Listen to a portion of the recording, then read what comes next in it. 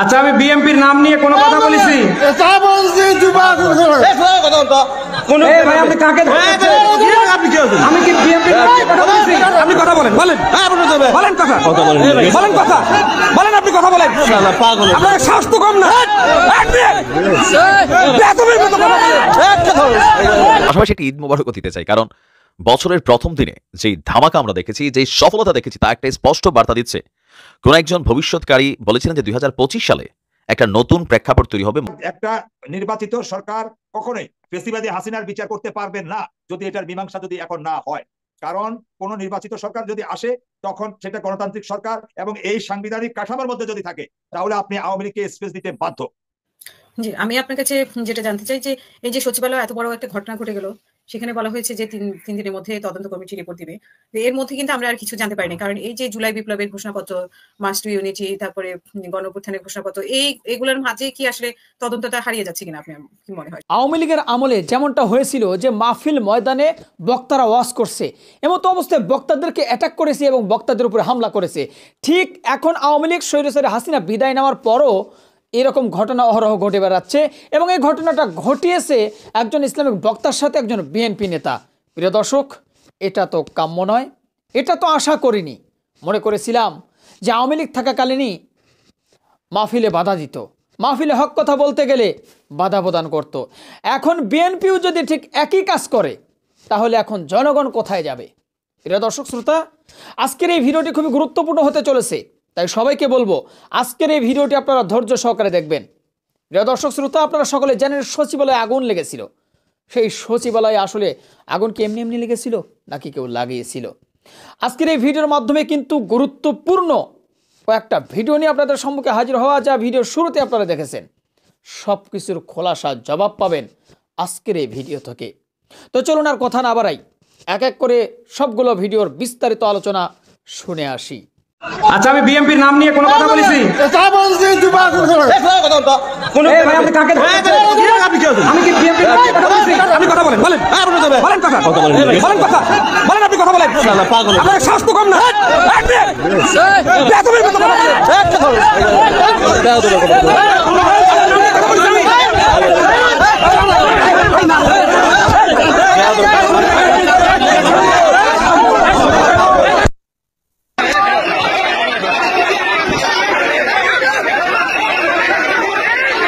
ভাই আপনাদের বিবেচনা করবে দেশের 18 কোটি মানুষ। তারা যদি আপনাকে ভোট দেয় আপনি চেয়ারে বসবেন, অসুবিধা কোথায়? জামাতি ইসলামীর কথা বললেই আপনাদের গা চুলকায় কেন? জামাতি ইসলামের কথা বললে গা চুলকায় কেন আপনাদের? সারা দেশে নিজেরা নাশকতা তৈরি করছেন, সারা দেশে নিজেরা টেন্ডারবাজিতে 180 মাইল বেগে চ্যাম্পিয়ন হচ্ছেন, আর সব দোষ চাপিয়ে দিচ্ছেন জামাতি ইসলামীর ঘাড়ে। আর এই কথা বললে আপনার গা চুলকায়। এই বসেন, আপনারা বসেন।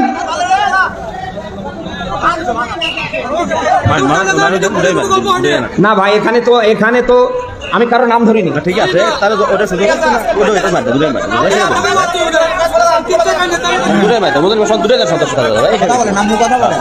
বসেন বসেন, এই বসেন।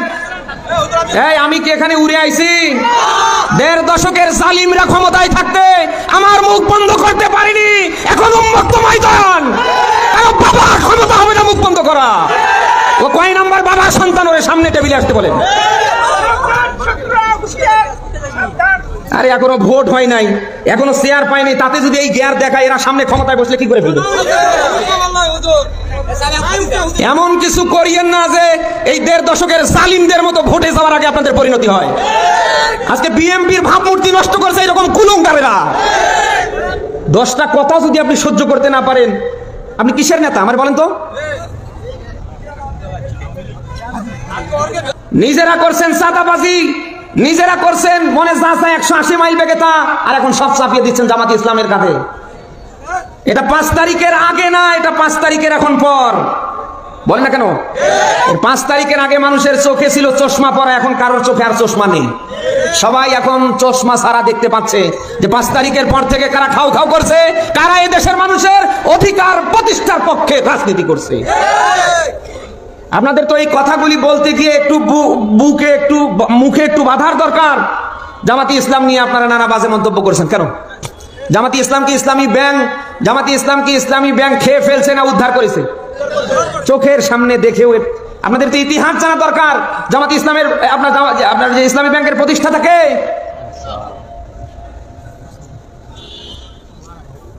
দেড় দশকের জালিমরা সর্বাত্মক প্রচেষ্টা চালিয়ে বাংলাদেশ জামাত ইসলামীকে নিধন করতে পারেনি। এখন তো 5 তারিখের পরে আপনি যাই বলেন না কেন, জামাত ইসলামীকে নিধন করা যায় না, সামনে যাবে না। নিজের যোগ্যতায় সামনে আগান, না হলে যাও আছে তাও সামনে থাকবে না। বলেন না কেন? আমরা চাই আগামীর বাংলাদেশ কোরআন সুন্নাহ ভিত্তিক যারা চালাবে তারা বাংলার চেয়ারে বসুক। কোন নব্য জালিমকে, নব্য স্বৈরাচারকে বাংলার কোন চেয়ারে আমরা দেখতে চাই না। এই মতের পক্ষে কারা আছেন দেখি? লিল্লাহে তাকবীর।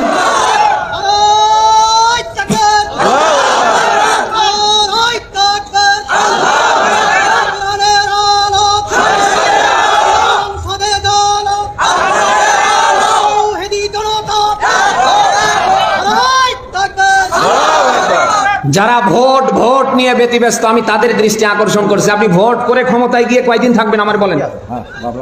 ঘরে যদি সাপ থাকে আর আপনি বাঁচার জন্য দোয়া ইউনুস বলে বাঁচতে পারবেন? দেড় দশকে যে নিয়োগগুলো হয়েছে, আপনাদের দল থেকে কয়টা নিয়েছে? জামাত ইসলাম থেকে কয়টা নিয়েছে? ইউনিয়ন পরিষদ থেকে সচিবালয় পর্যন্ত তাকান, ওদের লোক না? হাসিনা এবং তার দোসররা পালালে হবে কি?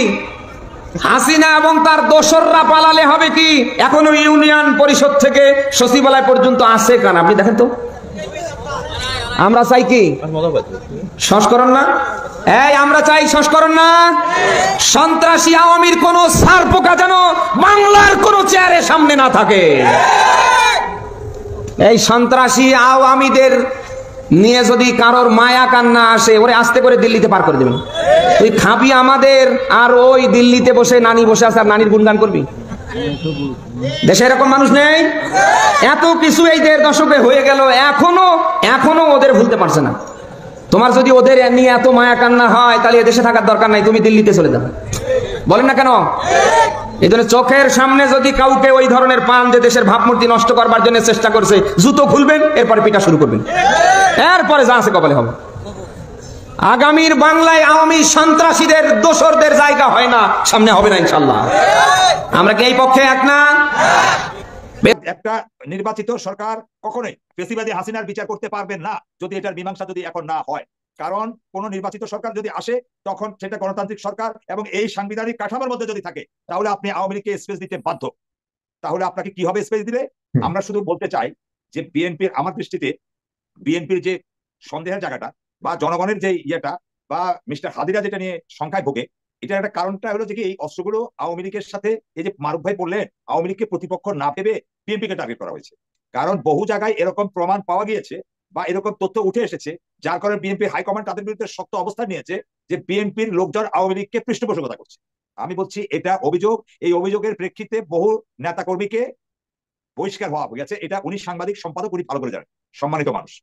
2 নম্বর আমার প্রথম কথা হলো, আমরা যে জিনিসটা চাই, আমরা যারা বিএনপিকে বিশ্লেষণ করার চেষ্টা করি, আমরা চাই যে জনাব বিএনপির দাবি হওয়া উচিত জনাব তারেক রহমান সাহেবকে দেশে ফেরানোর জন্য উদ্যোগী হওয়া। প্রথম, কেন তার মামলাগুলো নির্বাহী, যেহেতু সরকার বলতেছে মিথ্যা মামলা, যে বেগম জিয়াটা নির্বাহী আদেশে প্রত্যাহার হতে পারে, তারেক রহমান সাহেবটা নয়, কেন এই দাবিটা বিএনপির কণ্ঠে শোনা যায় না কেন? নাম্বার 1। নাম্বার 2 হলো যে কি আপনি কেন ফেসিবাদী হাসিনার বিচারটা, আপনি দাবিটা তুলছেন না? অন্তত 5টা 10টা দৃষ্টান্তমূলক সাজা রায় পর্যন্ত অপেক্ষা করেন। ইউনুস সাহেব 3 বছর 4 বছর, আমার মাননীয় সম্পাদক মহোদয় বলতে চাইলেন কেন অনন্তকাল থাকতে হবে? আমি তো কারো মুখে অনন্তকাল থাকতে হবে এই কথাটা শুনি নাই। এটা নিয়ে যখন কথা হচ্ছে, তখন ইউনুস সাহেব বলেছেন 25 সালের শেষ, 26-এর প্রথমার্ধে জাতীয় নির্বাচন হতে পারে। That's full stop. তারও আগে হাদি বললেন যে যদি এটা 6 মাসের ভিতরে তাদের যে মুখ্য দাবিগুলো আছে, তাদেরকে গুলি করে হত্যা করেছে, এটা কি ন্যায্য কথা না অন্যায্য কথা? এটা কি আমাদের বিবেকের কথা? আমরা কি পাগল হয়ে যাব? আমরা কি সবাই পাগল হয়ে যাব? সেই বিভীষিকাময় দিনগুলোর কথা, 36টা দিনের কথা, তাদের বিচার যদি 6 দিনে যদি কার্যকর হয়ে যায়, 7 দিনে নির্বাচন হোক, কোনো আপত্তি নেই, কোনো আপত্তি নাই। তারপরে দেখা হলো যে কি আপনি সংস্কার, এই সেই, মানে এই যে কথা বলে যে কুতর্ক তৈরি করে দেওয়া, মানে আমি এখানে কথা বলছি না, আমাদের প্যানেল না, মানে বাইরে যে জিনিসগুলো আলোচনা হয়, এগুলো একটা রাষ্ট্র মেরামত, রাষ্ট্র সংস্কার এবং একটা রাষ্ট্রের একটা স্থায়ী বন্দোবস্তের কথা বিভিন্ন সময় হয়ে আসছে। গত 18 বছর এটা বেশি করে হয়েছে। সংবিধানকে আমাদের দেশনেত্রী বেগম খালেদা জিয়া নিজেই বলেছেন, আমরা রাষ্ট্র ক্ষমতা গেলে সংবিধানকে প্রথম দিনে ছুঁড়ে ফেলবো। এগুলো তো এখন সামনে আসে, তাহলে তো এটা বিএনপির সাথে সবিরোধিতা হয়ে যায়। আমি সংবিধান ছুঁড়ে ফেলার পক্ষে না, বা এই তর্কে বিতর্কে, আমরা সংস্কারের, ব্যাপক সংস্কারের পক্ষে সংবিধান। সংবিধানের ব্যাপক সংস্কার, আমি আবার ব্যাপক শব্দটা বলি, ব্যাপক সংস্কার পক্ষে মৌলিক জায়গাতে আমাদেরকে যেতে হবে। আমাদেরকে যেখানে ফেসিবাদকে তৈরি করে সেই জায়গাগুলোর কথা বলা হচ্ছে। তারপরে যে কথাটা বিএনপি যে জিনিসটা বিএনপি যে অনির্বাচিত সরকারের কথা বলছে, এটা তো মানে ক্রু করে 111 মতো সরকার না। এই যে 111 মতো যেভাবে ইয়াজউদ্দিনকে মাথায় গুলি ঠেকিয়ে 1-11 সরকার গঠিত হয়েছে, এটা তো তা না। তাহলে বিএনপি এটাকে অনির্বাচিত সরকার কার কাছে বলেছে? আমি হাদি বললো, শেষ নিজের সাক্ষী দায়িত্ব নিয়ে বললো অনির্বাচিত সরকার যাবে না। ওই কথাটাকে সত্য ধরে আমি বলতে চাই, কারণ এটা কখনোই অনির্বাচিত সরকার নয়। সেখানে লাখো কোটি জনতা সেদিন ঢাকার রাজপথ প্রকম্পিত করেছে, সারা দেশ করেছে। সুতরাং এটা কখনো এই বিপ্লব আর এই অভ্যুত্থানের সাথে 1-11 সরকার বা কোনো অনির্বাচিত সরকারের মিল থাকে না। আবার যে কথাটা মারুফ ভাই বলতে চাইলেন যে নির্বাচন দিলে হানা ভোট দিলে এইটা ভোট ওইভাবেও ভোট, তো ওরা তো নির্বাচন দল এই কথা বলেনি। আমার বরাবরই বক্তব্যটা হলো, জনাব তারেক রহমান সাহেব আগে দেশে ফেরার দাবিটা পরিষ্কার হোক, উনি দেশের মাটিতে আসুক। 4টা নির্বাচন ওনাকে ছাড়া হয়েছে, উনি বিএনপিকে সুসংগঠিত করে সুন্দর নেতৃত্ব দেখ, মনোনয়নগুলো দেখ, যাচাই বাছাই করুক, উনি নির্বাচনের প্রক্রিয়ায় সাথে সংযুক্ত হোক। এটার সুযোগ করে দেওয়ার জন্য ওনার বিরুদ্ধে যে মিথ্যা মামলাগুলো আছে সেগুলো প্রত্যাহারের দাবি তোলা বিএনপির প্রথম এবং ফরজ কাজ। আর একটা নির্বাচিত সরকার কখনোই ফেসিবাদী হাসিনার বিচার করতে পারবেন না যদি এটার মীমাংসা যদি এখন না হয়। কারণ ফেসিবাদ মানে কোন নির্বাচিত সরকার যদি আসে তখন সেটা গণতান্ত্রিক সরকার এবং এই সাংবিধানিক কাঠামোর মধ্যে যদি থাকে, তাহলে আপনি আওয়ামী লীগকে স্পেস দিতে বাধ্য। তাহলে আপনাকে কি হবে স্পেস দিলে? ওই 73 দিন 173 দিনের হরতাল। কি হবে আপনার? সেই আপনার লগি বৈঠার কি হবে আপনার? হরতাল, অবরোধ, জ্বালাও পোড়াও, গান পাউডার দিয়ে মানুষ মেরে ফেলো। যার কারণে ওই ছাত্ররা একটি কথা বলতে চায় যে তাই এই ফেসিবাদের যারা মাস্টার মাইন্ড অন্তত তাদের বিচারটা যেন এই সরকারের অধীনে হয়। আর এই কমিটমেন্ট গুলো তারা তাদের ভাষণে, তাদের বক্তব্যে আনুষ্ঠানিক ঘোষণাপত্র না হলেও তারা 5ই আগস্টের বিপ্লবের শেষ আন্দোলনের মুহূর্তের যে স্ক্রিপ্ট পড়েছে সেগুলো দয়া করে আমি মারুফ মল্লিক ভাইকে আবার স্মরণ করিয়ে দিতে চাই যে সেগুলো যেন আমরা সবাই মনে রাখি। সেখানে নির্বাচন বা আমাদের একটু বলতে হবে, তো বলেন শেষ করি। তারপরে গিয়ে যেটা কথা বলে, যাই হোক, তারা যেটা বলেছে সেটা রাষ্ট্রের একটা চূড়ান্ত সুন্দর বন্দোবস্ত এবং স্থায়ী বন্দোবস্ত, রাজনৈতিক সেটেলমেন্ট। এখন রাজনৈতিক সেটেলমেন্ট করতে হলে আমি মারুফ ভাইয়ের সাথে একমত, সংস্কারের প্রয়োজন নেই।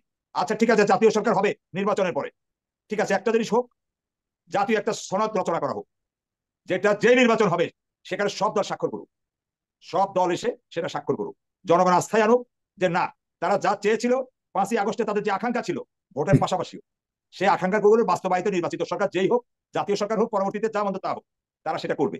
এই আশঙ্কা, এই নিশ্চয়তা দেওয়ার জন্য একটা জাতীয় সনদ তৈরি করার উদ্যোগ কি আজ পর্যন্ত বিএনপির পক্ষ থেকে এরকম প্রস্তাবনা এসেছে?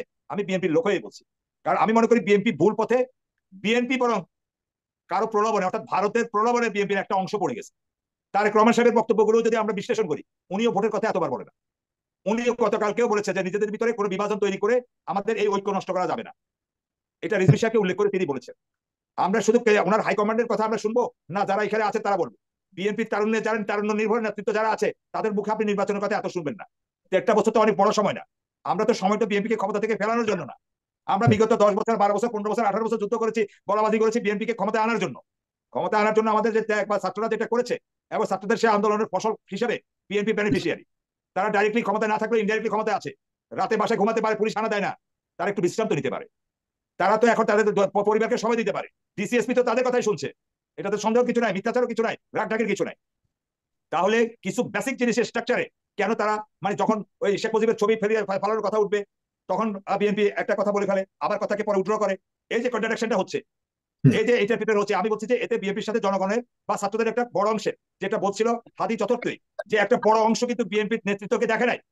আপনার 25 থেকে 30 বছর বয়সের মধ্যে তারা বিএনপির কর্মকাণ্ডকে তাদের ব্যাস বিচার করার সুযোগ হয় নাই। তারা ভার্চুয়ালি বিএনপি নেতা তারেক রহমান সাহেবকে দেখেছে। বিএনপির তারেক রহমান সাহেব 18টি বছরে 36টা ঈদ বাংলাদেশের মানুষের সাথে করতে পারেননি, 18টা দুর্গাপূজা উদযাপন করতে পারেননি। জনগণ ওনাকে কাছে পেতে চায়, ওনার কাছে পেলে ওনার সরাসরি কিছু কথা শুনতে চায়, কারণ একটা দলের নেতা, আর এখন উনি দেশের নেতা হতে যাচ্ছেন, দেশের নেতা হওয়ার ধার প্রান্তে উনি দাঁড়িয়ে আছেন। তাহলে আমরা তো ওনার জন্য কি পথ সুগম করা হলো? বিএনপিকে সুসংগঠিত করবে কে? আগে না হয় আমরা বুঝতাম যে না, উনি এখানে আসলে ওনার জীবনের হুমকি, ওনাকে সভা সমাবেশ করতে দেওয়া হবে না, এয়ারপোর্ট থেকে নামতে দেওয়া হবে না, ওনাকে গ্রেপ্তার করা হবে, ওনাকে মারা হবে। এখন কি সমস্যা? বিএনপি কেন এই কথাটা বলে না? কেন বলে না? তারেক রহমান সাহেব আসলে তো বিএনপি অনেক সুশৃঙ্খল হয়ে যায়, এক একজন এক এক রকম বক্তব্য দিতে পারে না। রাতে দিনে একরকম দেয়, লন্ডনের সাথে সময়ের তারতম্যের কারণে পরদিন ওনাকে আবার এটা সংশোধন করতে হয়। ভোটের জন্য পাওয়ার পলিটিক্স করতেই হবে, পাওয়ার পলিটিক্সের বাইরে নাই। মারুফ ভাই ঠিকই বলেছেন, কোনো সন্দেহ নাই, তারা ভোট চাইবে, আমরাও চাই, কিন্তু বেসিক কিছু কথা, ছাত্রদেরও তো তাদের একটা সম্মান আছে। জি, আমি আপনার কাছে যেটা জানতে চাই যে এই যে সচিবালয়ে এত বড় একটা ঘটনা ঘটে গেল, সেখানে বলা হয়েছে যে তিন দিনের মধ্যে তদন্ত কমিটি রিপোর্ট দিবে। এর মধ্যে কিন্তু আমরা আর কিছু জানতে পারিনি, কারণ এই যে জুলাই বিপ্লবের ঘোষণাপত্র, মার্চ টু ইউনিটি, তারপরে গণঅভ্যুত্থানের ঘোষণাপত্র, এগুলোর মাঝে কি আসলে তদন্তটা হারিয়ে যাচ্ছে কিনা, আপনি কি মনে হয় সচিবালয়ের তদন্ত হারিয়ে যাচ্ছে কিনা বা ধাপাচাপা পড়ে যাচ্ছে কিনা? হাসিনার 16 বছরে এই অসহায় নির্যাতিত জাতি জানে যে প্রতিটা খুনির হত্যাকারীকে স্বয়ং শেখ হাসিনার নির্দেশে তার লোক দিয়ে হত্যা হচ্ছে, প্রতিটা বিডিআর হত্যা থেকে আরম্ভ করে বাংলাদেশের সকল হত্যা, গুম, খুন সবকিছু অপরাধ। অথচ অসহায় বাংলাদেশি মানুষ আন্দোলন না করে সেই শেখ হাসিনা খুনির কাছেই খুনের বিচার চেয়েছে। এখন 16 বছর পরে একমাত্র বাস্তব জিনিস হয়েছে 1500 ছাত্রছাত্রী শহীদ এবং 1020 আহত। এরপরে উপদেষ্টা সরকার এসে পশ্চিমা স্টাইলে ভাষণ, উনি শুধু ভাষণ দিতে জানেন, পশ্চিমা স্টাইলে উনি ভাষণ দিলেন যে 100 দিন পরে পরে আসেন আর ওই একই ভাষণ রিনিউ করেন, হয়েছে হচ্ছে হবে, হয়েছে হচ্ছে হবে এবং সকল বিচারের বিচার হবে। আমি কিন্তু আজকের থেকে 1-1.5 মাস আগে ভিডিওতে বলেছি, উনি নিজের মুখে উনার সহকারী উপদেষ্টা, প্রধান উপদেষ্টা সহকারী একজন উনাকে গিয়ে বলেছেন যে বিডিআর হত্যা বিচার করার জন্য। উনি এই ভাষায় বলেছেন, না বাবা আমি এইসবের মধ্যে জড়াতে চাই না, গণতান্ত্রিক নির্বাচিত সরকার সেগুলো করুক। এরপরে যখন আমাদের শ্রদ্ধেয়, আমাদের সম্মানিত বীর brigadier general Hasan Nasir sir অবসরপ্রাপ্ত, উনি বীরের বেশে যখন এটাকে নিয়ে নাড়াচাড়া শুরু করলেন এবং আন্দোলন করতে শুরু করলেন, তখন বাধ্য হলো যে আগামী 5 দিনের মাঝখানে আমরা একটা কমিটি করব, একটা কমিশন করব। এই কমিশন 5 দিনের মাঝখানে সবাই চাপে পড়লো, দেখলো আস্তে আস্তে এটা জনতার সমর্থন পাচ্ছে। কারণ একটা জিনিস সাধারণ জনগণও বুঝে, বিডিআরের বিচারটা, হত্যাকাণ্ড এবং তার বিচারটা এতটাই স্পর্শকাতর, কারণ এই হত্যাকাণ্ডের মাধ্যমেই বাংলাদেশের স্বাধীনতা এবং সার্বভৌমত্ব হারিয়েছিল। বাংলাদেশের সশস্ত্র বাহিনীকে হত্যা করা হয়েছিল। বাংলাদেশের সশস্ত্র বাহিনীর উপরের লেভেলের জেনারেল থেকে আরম্ভ করে মাঝারি লেভেলের যত অফিসার সবাইকে কিনে ফেলেছিল ভারতের র, এবং ভারতের রয়ের নির্দেশে চলেছে তারা। বাংলাদেশের সিভিল প্রশাসন এখনো পর্যন্ত উপদেষ্টা মোহাম্মদ ইউনূসের আশেপাশে যত সচিব, উপসচিব আছে, সিভিল ব্যুরোক্রেটস, পররাষ্ট্র মন্ত্রণালয়ে যারা আছে, সমস্ত ভারতের রয়ের এবং আওয়ামী লীগের বসানো লোক। তারা করতেন, তারা নাকি করবে সংস্কার। সুতরাং এই বিডিআর হত্যাকাণ্ড যেই বিষয়ে হয়েছিল, যেটা কমিশন করেছে চাপে পড়ে, ওই কমিশনের নামের তালিকাটাও দেখেন। একটা বিশ্ববিদ্যালয়ের সহকারী কি বলে শিক্ষক, একটা বিশ্ববিদ্যালয়ের সহকারী শিক্ষকের বিডিআর হত্যার মতো একটা অত্যন্ত জটিল, স্পর্শকাতর, যেখানে এফবিআই থেকে, বিদেশ থেকে, এফবিআই থেকে, প্রয়োজনে সিআইএ থেকে আন্তর্জাতিক এক্সপার্ট নিয়ে আসা উচিত। যেই সব পুলিশের তো ঘুষ খেয়ে এদের সমস্ত প্রফেশনালিজম নষ্ট হয়ে গেছে। এদেরকে 16 বছরে সকল বাহিনী, সেনাবাহিনী থেকে আরম্ভ করে পুলিশ সব ধ্বংস করে ফেলেছে ভারত এবং হাসিনা, যেন বাংলাদেশ থেকে সহজে ম্যাপের মাঝখানে ভারতের ম্যাপে নিয়ে নেওয়া যায় কোনো প্রতিবাদ ছাড়া। সেই জন্য বাংলাদেশে কোনো কিছু বাকি নাই। যত ফরেন্সিক, ইন্টারন্যাশনাল ফরেন্সিক এক্সপার্টিস বাংলাদেশে এনে তাদেরকে দিয়ে এই তদন্ত করাতে হবে। সেখানে বসিয়েছে তদন্ত কমিশনে প্রধান কি বলে কমিশন প্রধান যাকে বানানো হয়েছে, কি বলে জেনারেল ফজলুল স্যারের প্রতি আমার সম্মান আছে, কিন্তু উনি তো একা পারবেন না, ওনারও তো বয়স হয়েছে, ওনার তো একটা শক্তিশালী টিম দরকার। তারপরে যেই অধিকারটা তাদেরকে, ক্ষমতাটা দেওয়া হয় নাই যে এই বিচারে তদন্তের পরে ওনাদের এই যারা অপরাধী চিহ্নিত হবে তাদেরকে কি অপরাধ দিতে হবে, শাস্তি দিতে হবে, কাকে কাকে ফাঁসি দিতে হবে, কাকে কাকে যাবজ্জীবন কারাদণ্ড দিতে হবে, এই বিচারের ক্ষমতা কিন্তু এই কমিশনে রাখে নাই। অথচ এই যে হাসিনা এবং এখন বাংলাদেশের লক্ষ লক্ষ মানুষ যাকে অনুসরণ করে, এরকম ব্যক্তিও ছিলেন যারা শাহবাগের ফাঁসি মঞ্চের উদ্যোক্তা হয়ে নিরপরাধ ব্যক্তিদেরকে ভারতের নির্দেশে ফাঁসি দিয়েছে জামাতে ইসলামের। তখন কি কোনো তদন্ত কমিশনের মাধ্যমে কোনো রায় দিয়ে কিছু হয়েছিল? ওই ওই ওই বদমাইশ এএসপি, ওই ক্রিমিনালটা, দেশদ্রোহী কাহার আকন্দ, এদের লেখা, এদের কলমের খোঁচায় মানুষের ফাঁসি হয়ে গেছে। অথচ এখনো ওই আব্দুল কাহার আকন্দের মতো দেশদ্রোহী রয়ের এজেন্ট, তাকে কিন্তু তাদেরকে গ্রেফতার করা হয়নি। কিসের বিচার? এদেরকে সরাসরি নিয়ে ফাঁসিতে চড়ানো হবে, এদেরকে সরাসরি ফাঁসিতে চড়াতে হবে, ফাঁসিতে ঝুলাতে হবে, কোনো বিচারের দরকার নাই। এবং বিডিআরের যে করা হয়েছে, যে দুর্বলতা, একইভাবে এত বড় ঘটনাটার কথাটা বলতে হলো আমাকে আগুনের কথাটা বলার জন্য। সেইখানে আগুনের বিষয়টা তো অত গুরুত্বপূর্ণ, কিন্তু সেইটা সম্পর্ক টানলে তো নস্যি। এগুলো সব লোক দেখানো। ডক্টর মোহাম্মদ ইউনূস 84 বছর বয়সে ওই চেয়ারে বসতে পারেন আর 100 দিন পর পর ভাষণ দিতে পারেন, বিদেশের সাথে একটু কথা বলে, IMF এর সাথে, ওয়ার্ল্ড ব্যাংকের সাথে কথা বলে কিছু টাকা আনতে পারেন। এর চেয়ে বেশি কোনো কিছু করার ওনার কোনো ক্ষমতা নাই। এমনকি উনার নিজের উপদেষ্টা মন্ডলীর উপদেষ্টা নির্বাচন করার মতো ক্ষমতা যে উনার নাই, তা নিজে ইতিমধ্যে প্রমাণ করেছেন। এই 5 মাসে একটা পর্যন্ত সংস্কারের কোনো পদক্ষেপ পর্যন্ত নিতে পারেন নাই। বাকি কথা বাদ দিলাম, আমরা আর 100 দিন পরের বুলশিট বক্তৃতা শুনতে চাই না। বাংলাদেশের মানুষ জানে উনি খুব সুন্দর, জাতিসংঘে, আন্তর্জাতিক মহলে অনেক সুন্দর বক্তৃতা দিতে পারেন, এটা তো উনি এক্সপার্ট, কিন্তু আমরা কাজ দেখতে চাই। সুতরাং এই আগুনের বিচারও হবে না, আগুনের তদন্তও বেরোবে না। সত্য কি আমরা তা জানি। হাসিনা রেখে যাওয়া সচিবরাই আগুন লাগিয়েছে, হাসিনার সমস্ত পাপের ধ্বংস করেছে, এর বিচারও হবে না, এটা কিচ্ছু হবে না। মানে এটাও ধাপাচাপা পড়ে যাবে, যেমন এই 2-3 দিনে কিন্তু আমরা এটা নিয়ে আর কোনো আলোচনাই শুনতে পাইনি। আচ্ছা, আপনাকে স্পষ্ট উত্তর শেষ লাইন লম্বা করবেন, এটা উত্তর দিয়ে দিই। হাসিনা 16 বছরে বাংলাদেশে কোনো বিচার হয় নাই। ডক্টর মোহাম্মদ ইউনূসের আমলে কোনো বিচার হবে না, কারণ তাদের ক্ষমতা নাই এবং আসিফ নজরুল্লাহ করতে চায় না। কারণ আসিফ নজরুল ডিজিটাল আইন, নিরাপত্তা আইন, যেটা স্বৈর শাসকের সবচেয়ে বড় হাতিয়ার ছিল, সেই ডিজিটাল নিরাপত্তা আইনটাই বাতিল করতে চায় না এখনো পর্যন্ত। 5 মাস হয়ে গেছে। জি, আমি আপনার কাছে সর্বশেষ যেটা জানতে চাই যে সেনা প্রধানের অবস্থান কি বা সেনাবাহিনীর এখন অবস্থান কি? আচ্ছা, সেনাপ্রধানকে আমি ব্যক্তিগতভাবে আমি রেসপেক্ট করি, কিন্তু বর্তমানে ওনার যেসব কাজকর্ম দেখছি তা অত্যন্ত দুঃখজনক।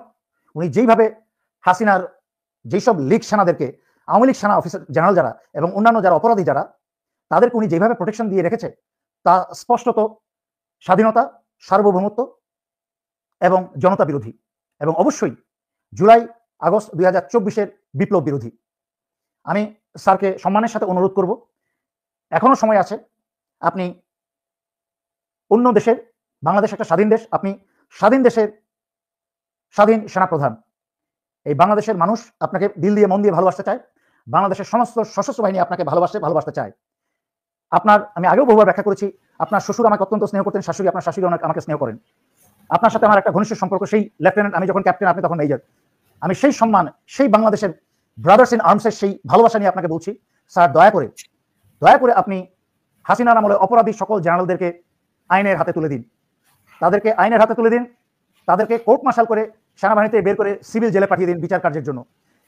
হাসিনার আমলে যত ডিজি ডিজিএফআই ছিল সবার প্রথমে তাদেরকে গ্রেফতার করে আর চাকরি থেকে বিতরণ করে, তার মাঝখানে আপনি যদি ইমানদার হয়ে থাকেন, দেশপ্রেমিক হয়ে থাকেন, দেশের জন্য যদি এবং সেনাবাহিনীর জন্য যদি আপনার ভালোবাসা থেকে থাকে, আপনি যেই ওয়াদা করেছিলেন কোরআন হাতে নিয়ে বাংলাদেশ মিলিটারি একাডেমিতে, সেই ওয়াদা যদি আপনার স্মরণ থাকে, সবার প্রথম সেই মাস্টার মাইন্ড ক্রিমিনাল আপনারই কোর্সমেট লেফটেন্যান্ট জেনারেল অবসরপ্রাপ্ত আকবরকে সেনাবাহিনী থেকে গ্রেফতার করে তাকে সিভিল জেলে পাঠান। এখনো সে হলিডে ইনে বসে, মাঝে মাঝে সেনানিবাসে বসে রয়ের প্রধানের সাথে সে মিটিং করছে, দেশ বিরোধী মিটিং করছে। সে হোটেল ইনে তার ব্যবসায়িক অংশীদারিত্ব আছে, সেখানে বসে বসে এবং হাসিনার অন্যান্য জেনারেলরা বসে দিনে রাতে ভারতের রয়ের প্রধানদের সাথে সেখানে মিটিং করছে বাংলাদেশের স্বাধীনতাকে ধ্বংস করার জন্য, সার্বভৌমত্ব কেড়ে নেওয়ার জন্য। আপনি একটা সেনা প্রধান হয়ে তা দেখেও না দেখার ভান করতে পারেন না। আজকে হোক কালকে হোক সেটার জন্য আপনাকে দায়ী করা হবে। আপনাকে আমি অনুরোধ করেছিলাম, জেনারেল আজিজ, আমাকে দুটো কারণ দেখিয়ে আমাকে পিএনজি মানে হচ্ছে পার্সন নন গ্রেটা।